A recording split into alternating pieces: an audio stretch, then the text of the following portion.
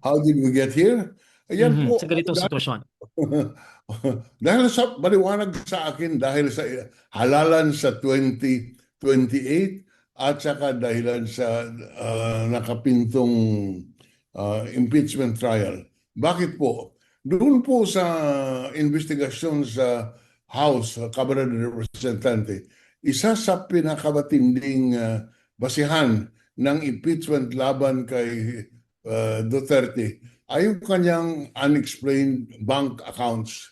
Yan po ay lumabas na doon na maraming nagsasabi, saan galing ito? Hindi mo na-report ito sa SALN.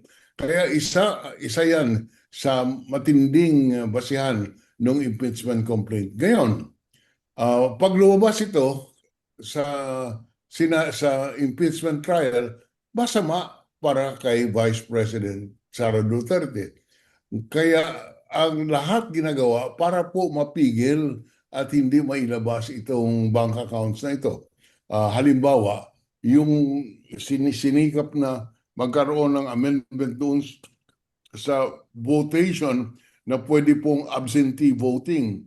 Kaya yan po, sa aking basa, ay para po makaboto si Bato. At makakatulong doon sa numbers na mapagbawalan mapagbawalan ang paglabas ng bank account. At dahilan po itong bank accounts na ito ay malaking issue pagdating ng 2028. Kaya sa akin maliwanag, lahat ito ay konektado sa impeachment at saka sa halalan sa 2028. Dahilan po sa takot sila at ang kanilang tingin, kung hindi mo nila kontrolado ang mayoriya, pwedeng itago yung kailangan ilabas.